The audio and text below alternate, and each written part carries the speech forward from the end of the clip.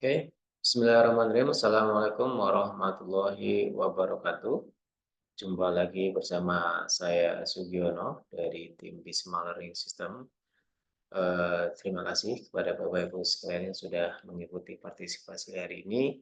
Kali ini akan saya sampaikan video materi terkait aplikasi Bisma Learning System dari mulai aplikasi web sampai aplikasi mobilenya seperti apa. Ya, jadi pada video sebelumnya kami sudah menjelaskan secara slide. Ya, jadi aplikasi kami gambaran secara utuhnya seperti apa. Dan sekarang akan saya sekarang akan kebalik ya, sebentar ya, remove. Oke, nah sekarang akan saya tunjukkan aplikasi webnya seperti apa. Jadi aplikasi kami itu bisa diakses melalui bismalearning.com seperti yang sudah nampil dalam layar Bapak Ibu sekalian. Yang pertama, atau bisa melalui aplikasi yang nanti bisa di-download di Play Store dengan nama Bisma Interaktif ya. Bisa ditampilkan aplikasi di Play Store-nya nama Bisma Interaktifnya. Coba dicari di Play Store.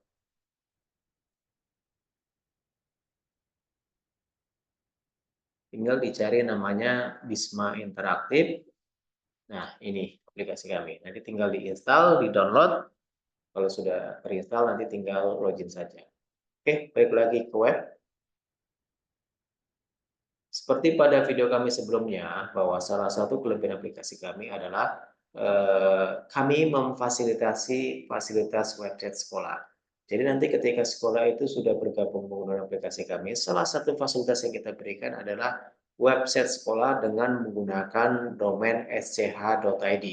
Saya akan berikan contoh salah satu sekolah yang sudah menggunakan aplikasi kami dan sudah kita fasilitasi website. Bisa ditampilkan SMK Bakti Kartini misalkan, ya di sini SMK Bakti Kartini bekasi.sch.id. Jadi nanti nama websitenya kita buatkan dengan menggunakan nama sekolah dan tentunya belakangnya menggunakan sch.id. Nanti tampilan website ini bisa di custom sendiri. Bisa dari mulai profil, sambutan kepala sekolah, bisa di scroll ke bawah, sambutan kepala sekolah, terus galeri-galeri video, itu semuanya ada. Bisa di custom sendiri tanpa melibatkan kami.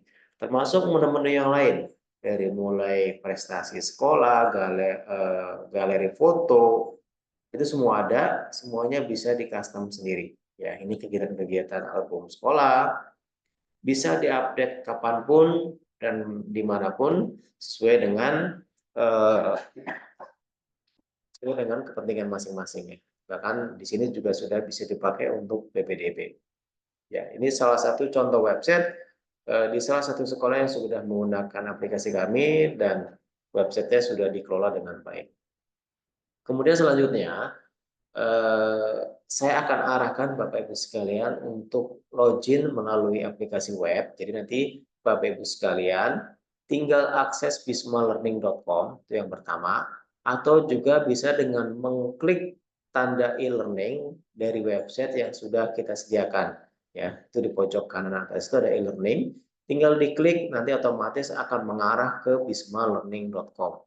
Ya, di sini tinggal login menggunakan nomor HP Bapak Ibu sekalian masing-masing ya.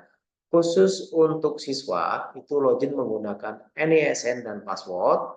Khusus di luar siswa itu menggunakan nomor HP dan password. Coba login, ini saya login contoh sebagai admin. Nah, tampilannya seperti ini sebagai admin. Jadi, dalam hal ini admin itu adalah user paling tinggi di sekolah. Jadi, nanti admin itu bisa menambahkan beberapa admin.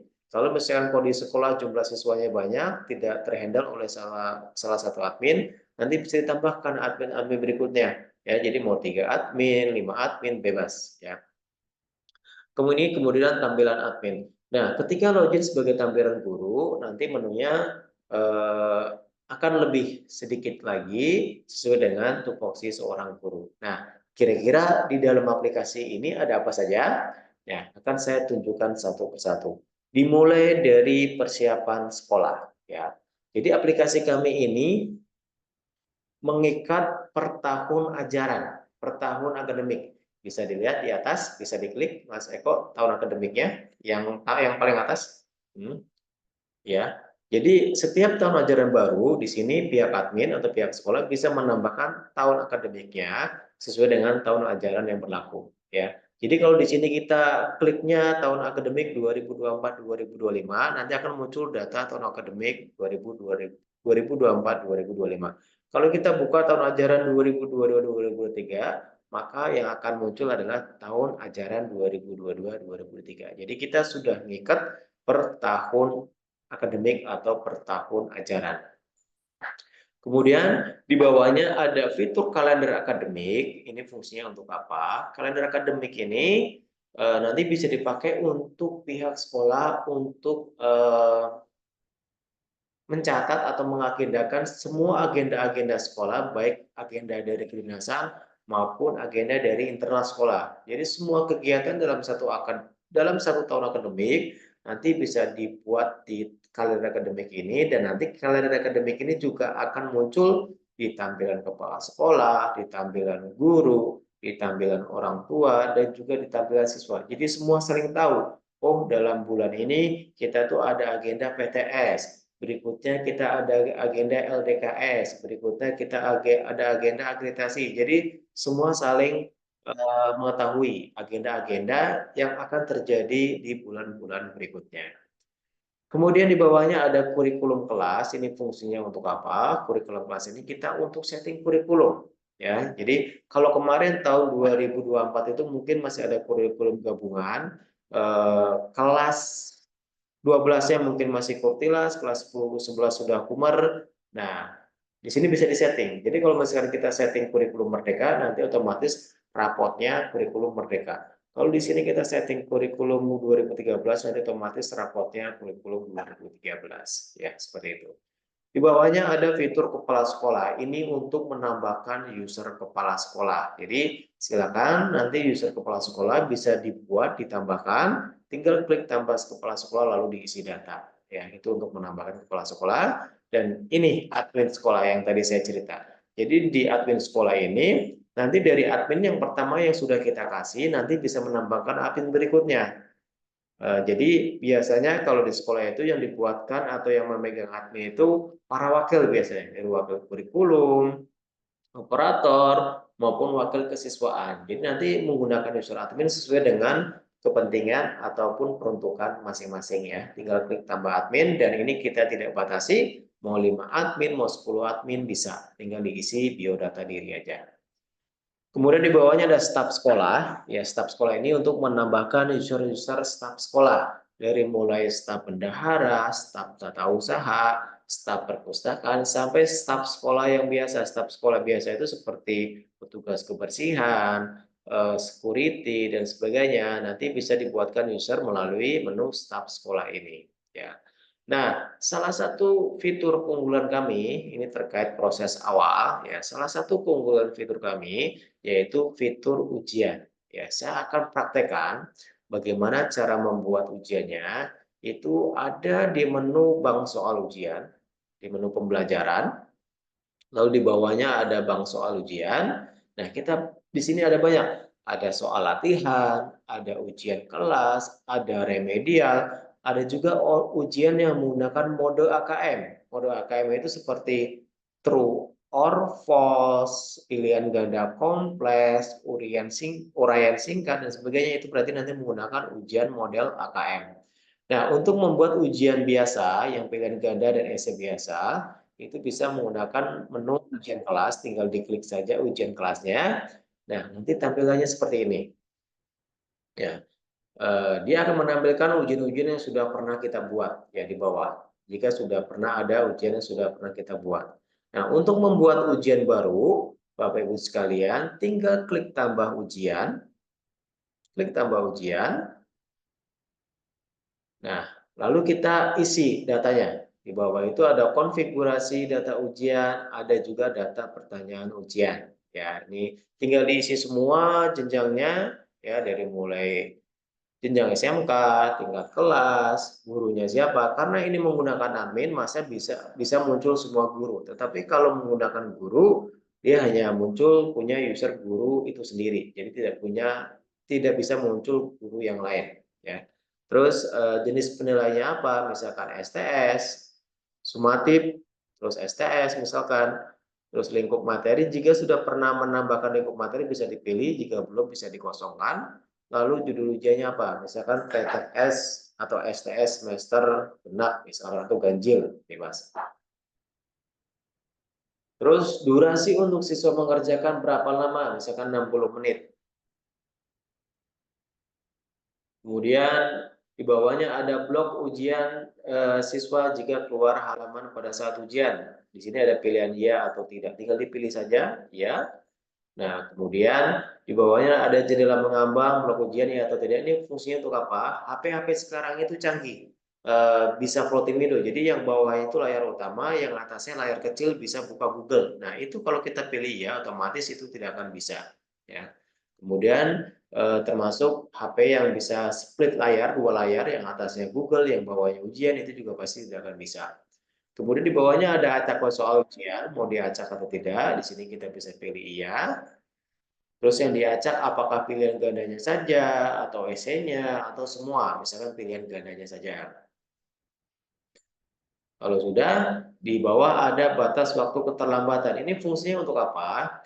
Ini fungsinya untuk seperti ini. Jadi kalau misalkan di situ kita set 10 menit misalkan, jadi otomatis ketika ada siswa yang datang terlambat masuk ke kelas untuk mengikuti ujian, lebih dari 10 menit, dia otomatis sudah tidak akan bisa mengerjakan ujian, otomatis terkunci, lock. Tetapi kalau tidak mau membuat peraturan seperti itu, tinggal diisi angka 0 saja. Lalu tinggal tambahkan kelas, ya. Tinggal pilih kelas, tinggal klik tambah kelas, misalkan kelas berapa? Tinggal dipilih, misalkan PH1. Untuk tanggal berapa dan jam berapa? Ya, tinggal diatur sesuai dengan jadwal ujian. Nah, jam ini sama yang atas, bedanya apa? Kalau yang atas itu adalah durasi untuk siswa mengerjakan. Kalau yang di bawah ini untuk menentukan aktif atau tidaknya di HP siswa. Jadi kalau misalkan di situ kita set jam 7 sampai jam 8, otomatis ujian tersebut hanya bisa diklik atau aktif di rentang waktu tersebut. Di luar rentang waktu tersebut dia tidak akan bisa diklik. Ya. Kemudian kalau menambah kelas lagi tinggal ditambahkan kelas. Kelas berikutnya untuk kelas berapa? Misalkan PH2 misalkan tinggal ditambah tanggal dan waktunya, ini bisa custom. Kalau semuanya sudah diisi, selanjutnya kita tinggal membuat soal. Ya, membuat soal itu tinggal scroll ke atas di bagian data pertanyaan ujian. Tinggal diklik di sampingnya. Nah, untuk membuat soal kita ada 3 cara. Yang pertama, kita bisa langsung mengerjakan di aplikasi ini. Itu yang pertama. Yang kedua, bisa menggunakan format Microsoft Excel. Yang ketiga, bisa menggunakan format Microsoft Word. Ya. Kalau misalkan langsung mengerjakan di sini, tinggal klik tanda plus saja. Klik tanda plus, lalu pilih jenis pertanyaannya apa. Misalkan pilihan ganda, tinggal diketik pertanyaannya apa, ya. Terus di bawah opsinya apa, A apa, B apa, C apa, D apa, sampai E. Jika jawabannya cuma sampai D, maka yang E bisa dihapus. Di sebelah kanan ada tanda hapus. Lalu masukkan kunci jawaban yang benarnya apa. Seperti itu. Untuk lanjut nomor berikutnya, tinggal klik tanda plus. Dan tinggal klik selanjutnya, maka akan lanjut nomor 2. Ya, tinggal selanjutnya nomor 2. Dibuat terus seperti itu. Ya, itu kalau langsung ngerjain di aplikasi. Kalau menggunakan format Microsoft Excel, tinggal download saja formatnya yang sudah kita sediakan. Template yang sudah kita sediakan itu ada di unduh format import soal. Di situ ada format Excel, ada format Microsoft Word. Formatnya seperti apa? Tinggal download saja. Coba saya tampilkan contoh soal yang sudah jadi saja untuk format Excel-nya.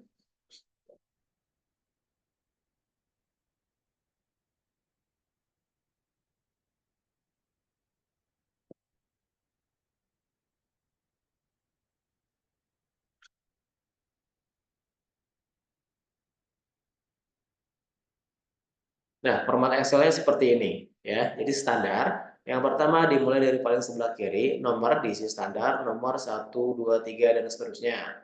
Terus ke baris B, itu ada jenis pertanyaan. Pertanyaannya apa? Apakah pilihan ganda atau esai? Jika pilihan ganda diketik PG, jika esai tinggal diketik esai. ESSAY. Ya. Terus pertanyaannya apa? Di sebelah kanan di kolom C. Itu tinggal ditulis pertanyaannya. Atau kalau misalkan berupa gambar, tinggal dimasukkan gambarnya. Lalu opsinya apa? Di sebelah kanan lagi di bagian D. A apa? B apa? C apa? D apa? E apa? Ya. Lalu di sebelahnya ada kunci jawaban. Ya, tinggal disusun nomor 1 dan nomor seterusnya. Jika ada soal berupa gambar, ya tinggal dimasukkan saja. Ada contoh soal gambar. Nah, seperti ini misalkan. Kata kuncinya adalah untuk soal gambar, gambarnya jangan keluar dari sel, ya. Jadi bisa diklik gambarnya, ya itu kan gambar. Kata kuncinya jangan keluar dari sel. Sel yang mana? Sel. Ya, nah jangan keluar dari situ. Ini kan bisa digeser ke kanan, bisa digeser ke bawah, ya. Bisa diketik teksnya dulu, lalu bawahnya gambar. Ya, yang penting kata kuncinya jangan keluar dari sel. Nanti otomatis akan terbaca dan seterusnya.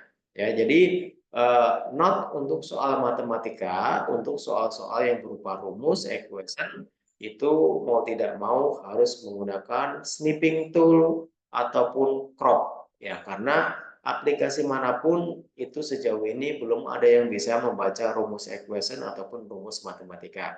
Makanya ini sering keluhan dari para guru matematika, tetapi memang mau tidak mau harus melakukan itu. Ya, jadi harus menggunakan snipping tool ataupun crop ya untuk rumus matematika. Jika soalnya berupa esai, tinggal diketik esai, lalu soal esai itu ada di paling kanan setelah kunci jawaban. Ya. Oke, tinggal diketik esai, terus ada berapa nomor esai, tinggal disimpan, lalu kita upload. Ya, saya akan coba upload untuk ujian ini.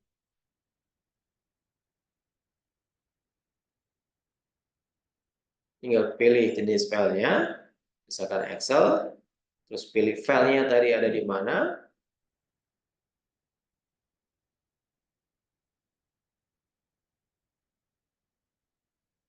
terus import soal, nanti otomatis akan terbaca semua. Ada berapa soal yang kita upload, dan di sini juga masih bisa diedit. Sebelum disimpan, biasakan kita preview dulu. Ya, biasakan kita preview dulu, apakah tampilan soalnya sudah rapi atau belum, lalu kita tinggal simpan.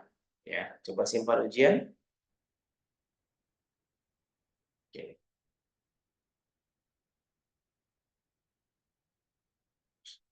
Kalau sudah simpan ujian, pasti akan nampil di halaman depan dan ada beberapa hal yang disetting, yaitu terkait scoring. Ya. Jika soalnya itu pilihan ganda semua, maka tidak perlu di set scoring karena otomatis akan membagi nilainya.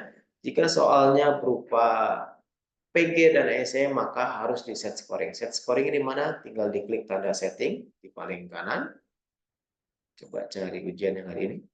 Nah, misalkan PG-nya berapa, SE-nya berapa, tinggal simpan. Ya. Jika PG semua, dia otomatis sudah 100 dan dia tidak perlu di set scoring.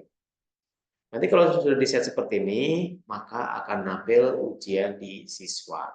Ya. Oke, selanjutnya saya akan lanjut ke fitur yang lain dulu. Ini fitur ujian. Selain fitur ujian, aplikasi kami juga dipakai untuk absensi. Ya, absensi ini tadi sudah saya jelaskan di video sebelumnya bahwa kita sudah bisa notifikasi ke WA. Saya akan perlihatkan salah satu contoh bahwa absensi ini bisa disetting juga, misalkan jam on time itu diset dari jam berapa sampai jam berapa, telatnya jam berapa sampai jam berapa, itu ada. Coba masuk ke bawah, itu ada di pengaturan absensi. Nanti di sini ada pengaturan waktu absensi guru, nanti bisa diset. Kita ini mau set waktu datang cepat dari jam berapa sampai jam berapa. Waktu datang on time dari jam berapa sampai jam berapa, seterusnya. Nanti ketika ada guru yang absen, maka akan mengambil keterangan dari settingan waktu ini. Ya, nanti di notif WA-nya akan mengambil keterangan seperti ini. Nanti akan saya tampilkan notif WA-nya seperti apa. Termasuk laporan-laporannya pun sudah terrecord, itu ada di menu akademik. Coba scroll ke atas. Itu laporan absensinya itu sudah ada di rekap pertemuan, laporan absensi harian, terus kemudian di sini ada mau lihat absensi guru, siswa, ataupun staf. Coba lihat absensi guru pengajar hari ini. Otomatis akan muncul di bawah, tarik dari tanggal sebelumnya misalkan. Nah, seperti ini. Ya, akan muncul nanti jam datangnya jam berapa, jam pulangnya jam berapa, termasuk kalau ada keterangannya. Di paling kanan itu ada status pulangnya. Waktu pulang cepat, waktu datang on time, waktu pulang loyalitas, itu ada keterangannya. Settingannya di tadi. Ya. Notifnya nanti akan saya tampilkan notif WA-nya seperti apa. Ini untuk absensi. Ya. Kemarin saya ceritakan bahwa selain absensi menggunakan tombol, kita juga bisa menggunakan barcode untuk siswa. Untuk cetak barcode di mana? Itu ada di menu kesiswaan, terus kelas, lalu daftar subkelas. Nah, di paling kanan ada download kartu. Coba di download kartunya. Dia sudah berbentuk kartu pelajar. Nah, coba ditampilkan. Nah, seperti ini. Jadi kita sudah menyediakan kartu pelajar.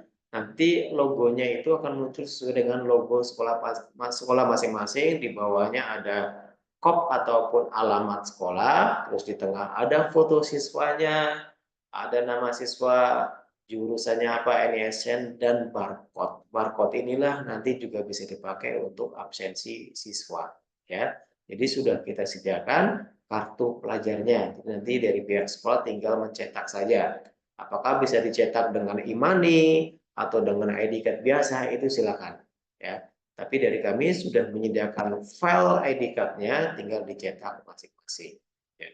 Kemudian selanjutnya selain fitur absensi, kita juga menyediakan fitur e-raport. Ya, e-raport kita sudah yang kurikulum merdeka, proses penginputannya sama. Saya boleh tampilkan raportnya seperti apa,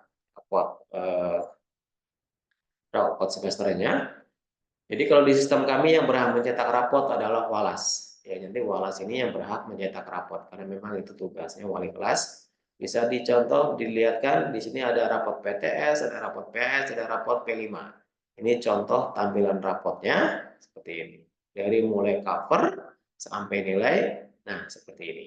Ya, nilai akhir, di sampingnya ada deskripsi atau capaian kompetensi. Di sini akan memisah. Kalau yang baik dia pasti ada di atas, kalau yang cukup dan kurang dia pasti akan di bawah. Seperti itu. Dan ini sesuai dengan struktur kurikulum yang ada. Ya, ini untuk rapot PAS-nya. Rapot P5-nya seperti apa? Nah, rapot P5-nya seperti ini. Ya, jadi nanti setiap proyek, setiap mengadakan proyek, tinggal dibuat proyeknya itu proyek apa, misalkan beragam budaya satu tujuan, nanti deskripsinya apa, ya. Terus nanti di bawah ada nilainya, termasuk catatannya itu ada. Nilainya seperti apa? Nah, kalau untuk rapot P5 nilainya seperti ini. BB, MB, BSH, SB. BB itu belum berkembang, MB itu masih berkembang, BSH itu berkembang sesuai harapan, SB itu sangat berkembang. Ya, termasuk di bawah juga ada catatan dari masing-masing siswa terkait proyek tersebut. Ini untuk raport P5-nya. Jadi sudah kita sediakan juga, tinggal nanti disesuaikan dengan kebutuhan sekolah, apakah akan menggunakan raport kita ataupun menggunakan raport yang disediakan dari Kemendikbud. Kemudian PPDB, ya. Sudah saya jelaskan juga di awal bahwa salah satu fiturnya kita bisa dipakai untuk PPDB. Ya, jadi nanti sekolah ini bisa setting sendiri PPDB. Ya, di sini pengaturan nanti bisa ditambahkan sendiri. Dari menu PPDB pengaturan tinggal ditambahkan misalkan PPDB 2024-2025. Kalau sudah tinggal klik detail. Nah, nanti di sini kita bisa menambahkan gelombang berapa, gelombang 1, gelombang 2. Nah, tinggal kita buka misalkan gelombang 1. Nanti di sini kita bisa menambahkan persyaratannya, terus urutannya bagaimana. Urutannya misalkan langkah pertama, misalkan pengisian formulir. Langkah kedua, misalkan ujian seleksi. Langkah ketiga misalkan pembayaran formulir, nah itu nanti bisa ditentukan sendiri, tinggal ditambah saja data aktivitasnya. Termasuk data persyaratannya pun bisa ditambahkan. Persyaratan apa yang wajib dilengkapi oleh siswa nanti bisa ditambahkan. Misalkan yang pertama surat keterangan lulus, ya, atau misalkan scan ijazah, atau misalkan scan KK, itu tinggal ditambahkan sesuai dengan kebutuhan. Nanti kalau semua ini sudah disetting, maka ketika ada siswa yang daftar, itu sudah bisa langsung dipakai. Daftar ini bisa dengan cara offline ataupun online. Ketika ada siswa yang datang ke sekolah dengan cara offline mau membeli formulir, itu bisa langsung diinput di menu registrasi. Registrasi PPDB, tinggal diisi. Ini kebetulan pakai sistem token, jadi otomatis kalau sistem token tersebut, siswa tersebut harus membeli token, tokennya nanti ada menunya, generate token. Nanti setelah punya token, tinggal dimasukkan tokennya, nanti baru terbuka formulirnya. Tapi kalau memang tidak sistem token, nanti otomatis akan terbuka. Nah, ini contoh di SMK Bakti Kartini, misalkan kalau mau online, tinggal akses website yang sudah kita sediakan, lalu klik PPDB, lalu klik daftar. Ya, tinggal klik daftar, nanti di sini akan muncul gelombang yang sudah dibuka. Karena ini belum ada gelombang yang dibuka, seperti itu. Ya, ini untuk fitur PPDB. Ya, tadi sudah saya jelaskan terkait fitur absensi, fitur ujian, fitur e-raport, fitur PPDB. Yang satu nanti ada fitur keuangan. Ya, nanti akan saya tampilkan fitur keuangan seperti apa. Termasuk di dalamnya itu ada banyak, ya. Ada banyak fitur-fitur yang lain. Di sini ada pengaturan konten website, ada bimbingan konseling. Ini ya bimbingan konseling. Nanti untuk guru BK bisa menggunakan fitur BK ini. Nanti pelanggarannya bisa per poin. Misalkan merokok di kelas, poinnya berapa, bolos poinnya berapa, nanti bisa diatur sendiri untuk jenis-jenis pelanggaran ataupun poin-poinnya, ya. Termasuk sampai komunikasi itu semua sudah ada, ya. Bahkan sampai perangkat ajar itu sudah ada. Jadi nanti Bapak Ibu guru bisa menambahkan perangkat ajar, ya, baik itu modul ajar, RPP itu ada, termasuk referensi perangkat ajar dari kami juga sudah ada, walaupun belum begitu banyak. Jadi nanti bisa dicari referensi-referensi perangkat ajar, tinggal di-download saja, mungkin tinggal diganti nama, lalu tinggal di-store ke bagian kurikulum. Ya.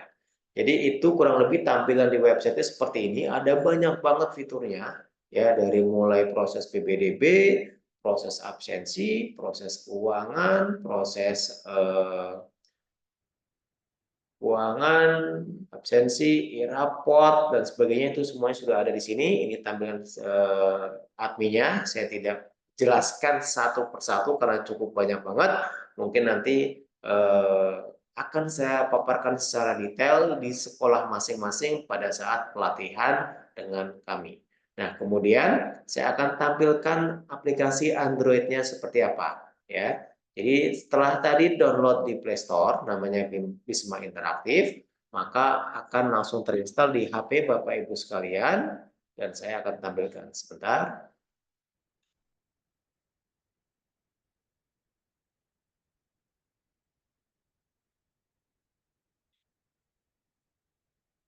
Ini tampilan Android-nya,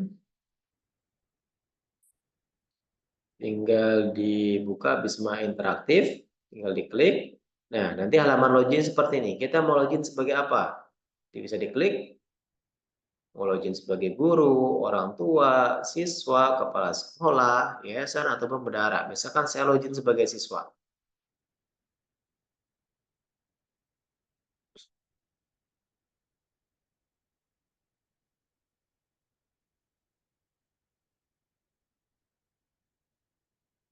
Oke, masukkan NISN dan password. Nah, untuk siswa tampilannya seperti ini. Ya, ada jadwal, ada piket, ada eskul, ada keuangan, ada kisi-kisi, termasuk ada ujian. Kalau misalkan ada ujian, coba scroll ke bawah. Ya, ada ujian yang aktif. Coba lihat tidak ada yang aktif ya. Jadi nanti kalau misalkan ada ujian yang aktif, di sini tulisan kerjakannya di warnanya hijau, nanti tinggal diklik kerjakan saja. Nanti kalau sudah klik kerjakan, ya otomatis tampilannya akan full screen dan nggak akan bisa kemana-mana. Kalaupun dia bisa lepas dari itu, dia pasti akan terblokir. Ya seperti ini. Inilah fitur-fitur untuk siswa. Fitur guru seperti apa? Boleh login sebagai guru.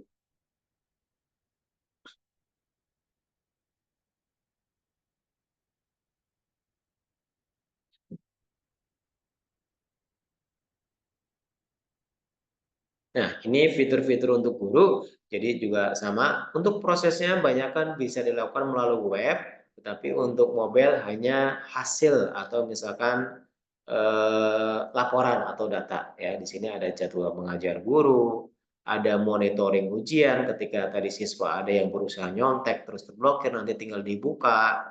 Terus ada monitoring piket khusus untuk guru piket, ada bimbingan konseling untuk guru BK, ada broadcast termasuk absensi. Ya coba diklik absensinya, absensi hari ini, nanti tinggal diklik saja tuh yang atas warna oranye yang absensi hari ini.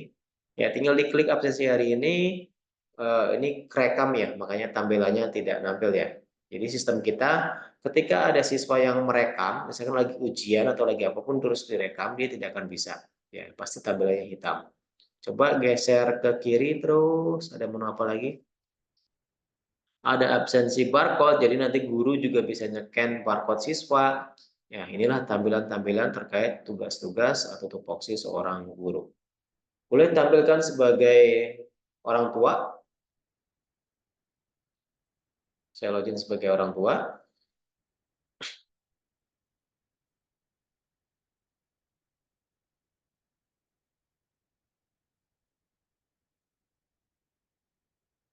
Nah, ini tampilan sebagai orang tua. Di dalamnya ada apa saja? Yang pertama ada informasi jadwal hari ini. Jadi orang tua tahu hari ini tuh anaknya ada jadwal apa saja, ya.